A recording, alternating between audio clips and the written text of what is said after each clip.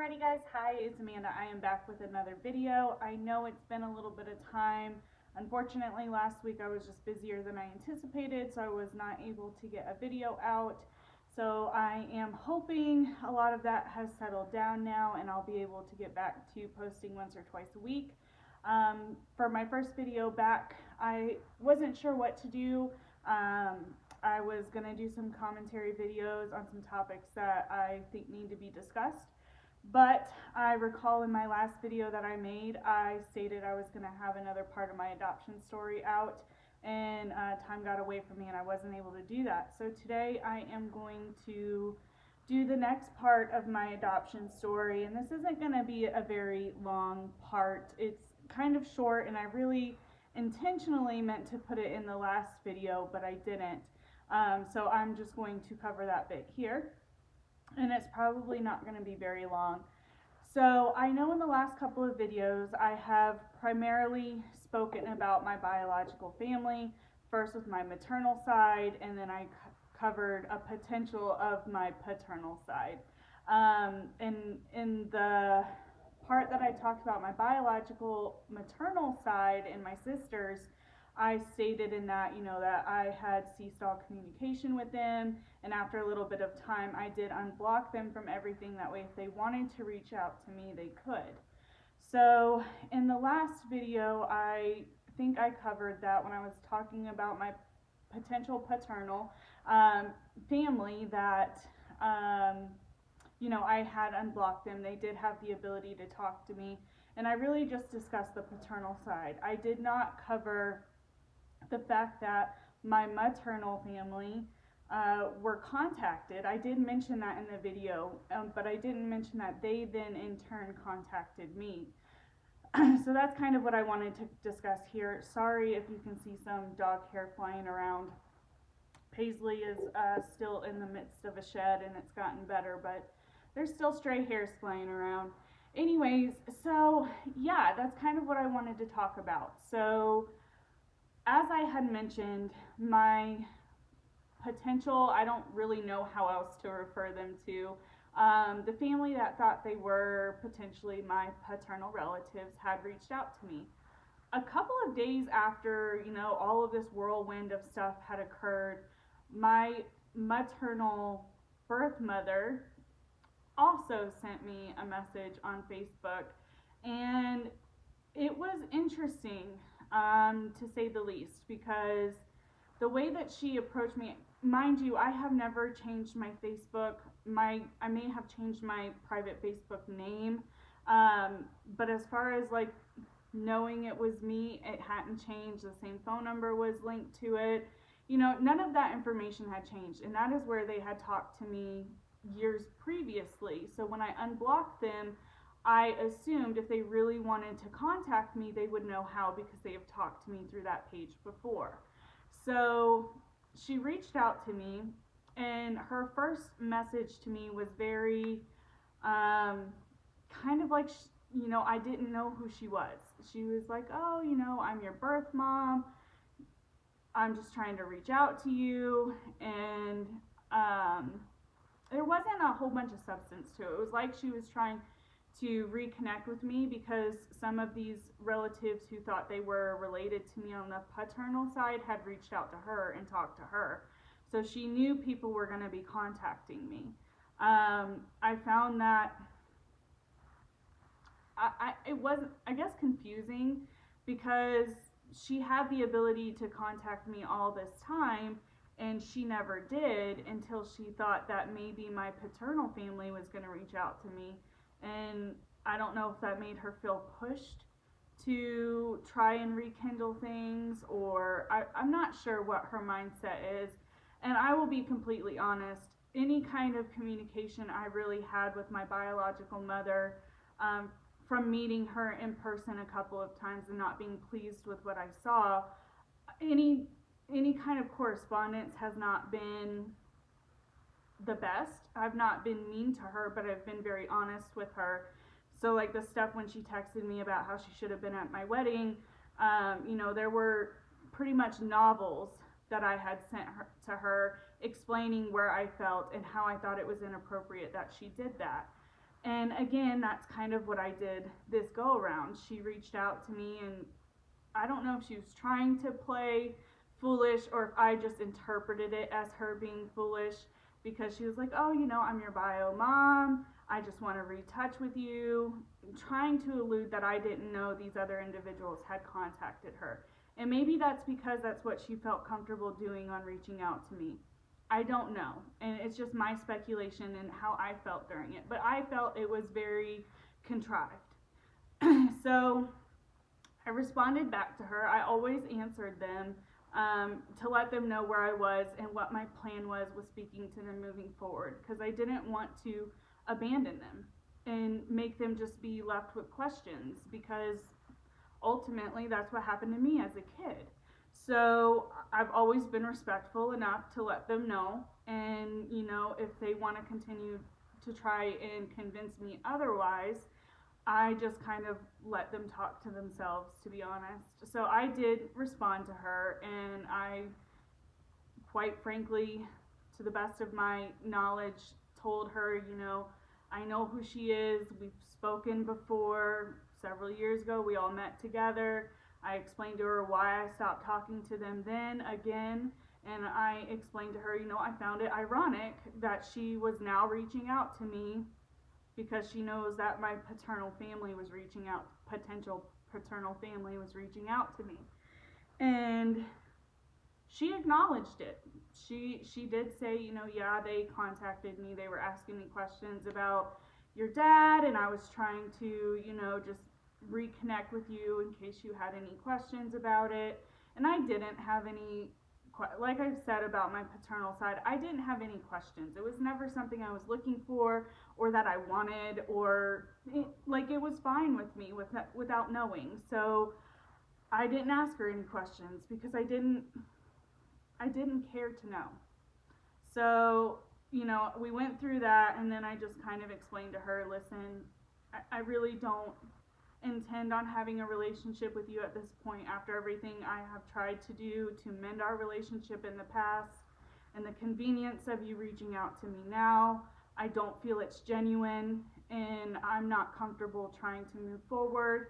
However, if you have any questions about me, if you have any questions about where I'm at in life, how I'm doing, I'd be happy to answer them now. Now is your time to ask me any question, and I will answer it for you, so that you can have peace of mind that I'm okay and know what I'm doing with my life, and then let that be that. She never asked me anything. Instead, she thumbs down my message I sent her, and I was not rude.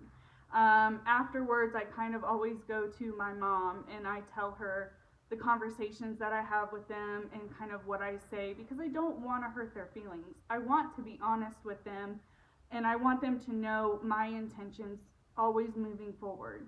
So anytime I've had any interaction with them, be it this time or in previous years, after the conversation, I always would read it to my mom, and I'd say, hey, do you think this was okay? Do you think I overstepped in any way? Was I too harsh? And my mom is probably biased. I'm going to acknowledge that.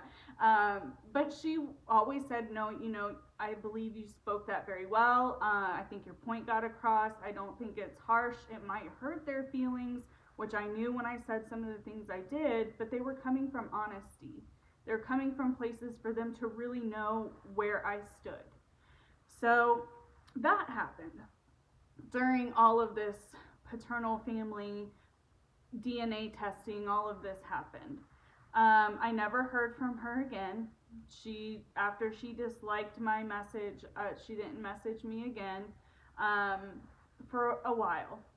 She does, after all of this goes through, or it might have been my timeline about them reaching out to me is all wishy-washy, and when I stopped talking, okay, so I was still, took me a minute, at this point in time, I was still talking and trying to figure everything out with the potential paternal relatives, and a few months had gone by, because that did take a long period of time. It took about 6 to 7 months. They reached out to me in May. We left in January. So that was the span of time that we were trying to figure everything out. It took us a while to get the DNA test. I can say I should have covered some of these topics a little more in depth in my videos, and I didn't, but I can make follow-up videos to explain how things affected me in different ways, because this is primarily just the story. I know I'm kind of ranting. I haven't been on video in a while, so I'm trying to get back into the rhythm of things, so I apologize for my rambling. I do intend to make videos kind of filling in gaps and providing like where I actually was on like a personal level in like my mental health, my feelings, because through this I've strung a little bit of it in there, but not a lot of it. I've left a lot of things out, and that's not intentional, and it's not to be deceiving. It's to tell my story in the moment, and I don't script anything, as I'm sure you know if you're not new here. So I do find myself not mentioning a lot of things. Anyways, let's get back on track. So it was a few months later, and she did message me again, and she was still in my local area, and she kind of just said, you know, I know you don't want to talk to me, but I have cancer. And this is going to make me probably sound really harsh and cold-hearted. She was trying to see me and talk to me, and I wasn't comfortable. So I messaged her back as nicely as I could, and I explained to her, you know, all of the hurt I had gone throughout my life dealing with her poor decisions, and even from a couple of years previously when we had met up, all of the reasons why I didn't feel comfortable seeing her and how I didn't feel comfortable having a relationship with her. I thanked her for, you know, giving birth to me, allowing me to have a good life in the long run.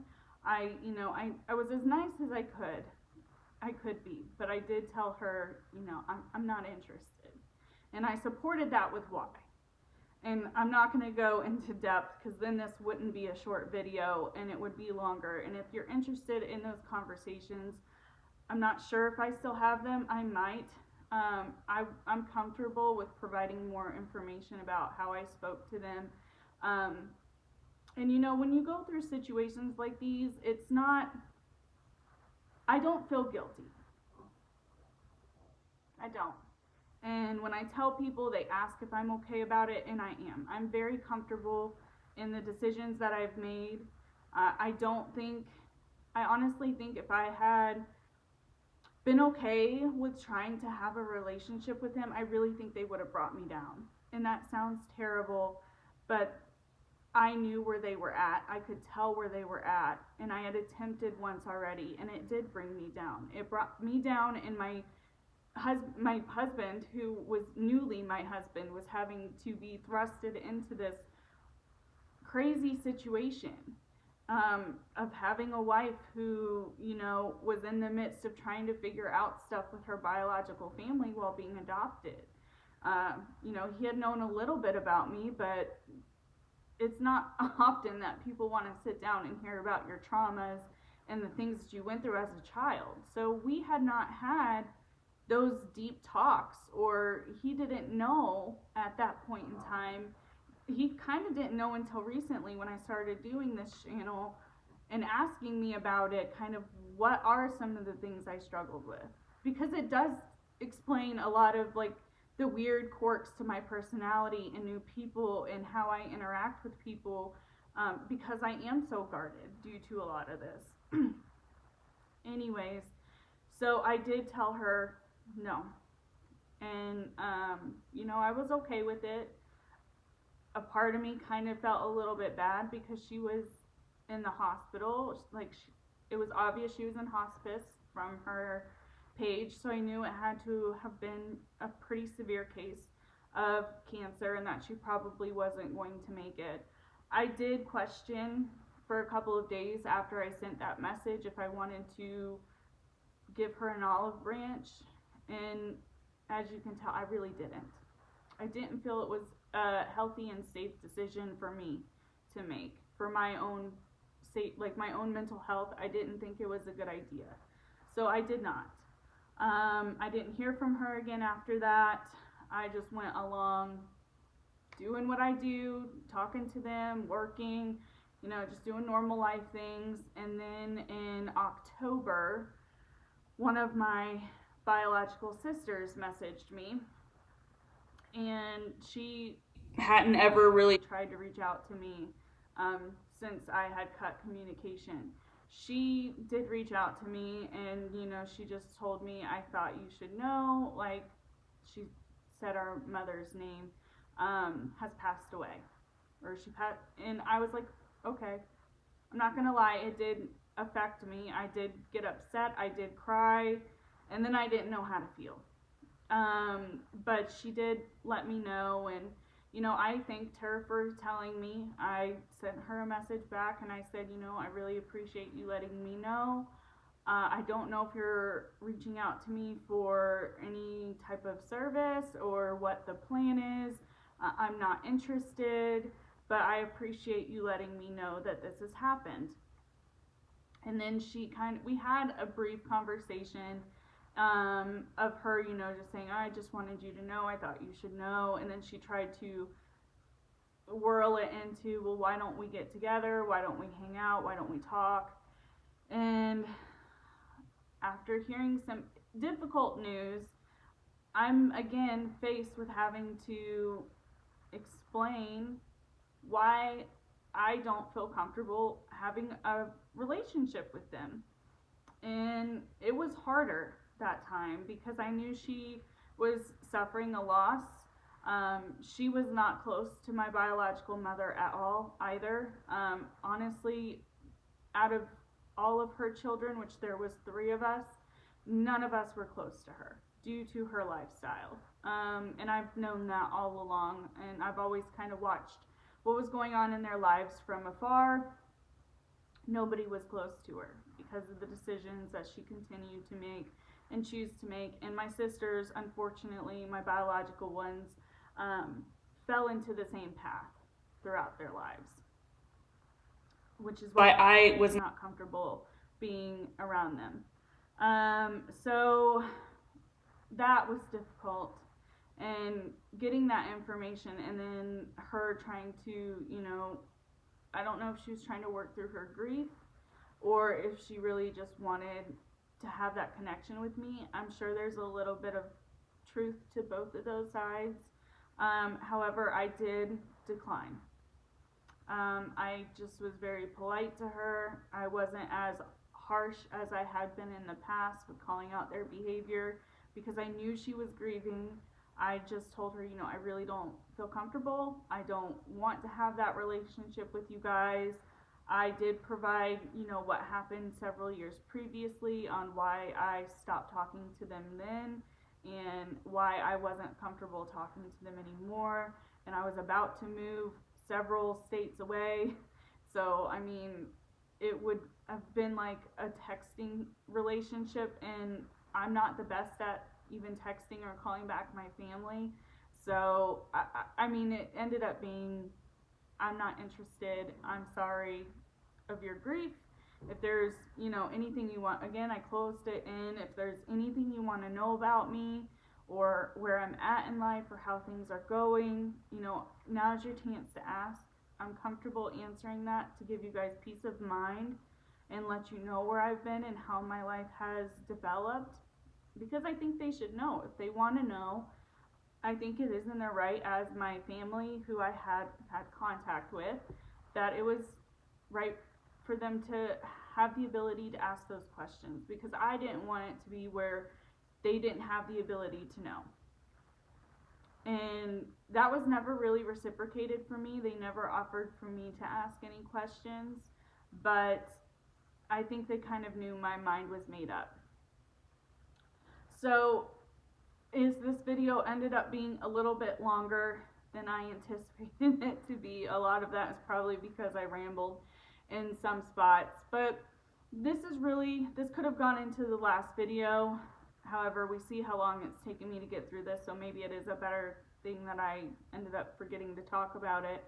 That was the last time I've had any communication with them, and that was last year.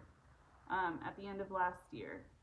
So I haven't had any communication with them. I'm sure this is something I'm going to live with as long as they're alive, and that's okay. I'm okay with having these conversations repeatedly if necessary, but it is something that I don't think people who aren't aware of this type of world that we can live as adoptees and adopted parents and children in foster care, some of the situations that end up happening long term, I don't think people are aware of them.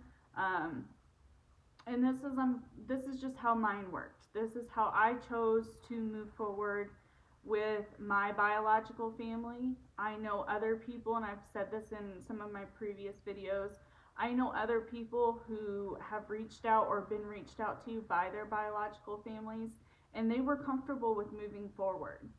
I personally think I had too much resentment, and then whenever I was very happy in my life, and I think whenever I presented to them, I noticed behaviors hadn't changed, and it made me mad, and it made me not want to give them a chance. And I tried, even though I don't think my mind really wanted me to. I did try for several weeks, if not months, back several years ago, and it just never changed. And like I said, I've always kind of looked at their Facebooks and tried to make sure that everybody was doing okay, just to gauge where they were at. And that might be weird, that might be creepy. I haven't done it since the last time I talked to them. When my sister reached out to me about my mom, I haven't reached out to them. At that time, I did go to my other sister's Facebook, and the reason the sister who messaged me said my mom passed away was not the reason that my older sister had posted on Facebook, and the one that my sister posted on Facebook aligns more with the lifestyle my mom had. And I'm inclined to believe that, which makes it even harder for me to be okay with them ever talking to me, because I can never get the truth. It's always sugar-coated or, worded very mysteriously so they feel comfortable that they're lying. So unfortunately, that's kind of how my biological family experience has happened. As I make videos and continue my journey on YouTube, if I am ever reached out to again, I'm comfortable with providing, real life updates. I don't think that's going to happen, to be honest. I don't. But if it does, I will keep you guys posted. I'm not going to put a date on my next video. I will be doing one again this week. I just don't know what day. There's a lot of things I want to look into. There's a lot of world and community, like YouTube community things going on that I think I would like to provide my opinion on. So I'm just trying to work through that and see which one. My adoption videos will continue. As far as the grit of my story, it's pretty much out there. The storyline has been out there now. So moving forward, it'll be filling in gaps and providing more information and maybe ways for people who are either an adoptee, an adopted parent, a foster parent, to kind of work with these children and young adults while they go through such hard times in their lives. But I know I'm ending on a weird note, but I do have to go. So I want to wish you guys all a good day, evening, or night, wherever you are, and I will see you next time. Bye, guys.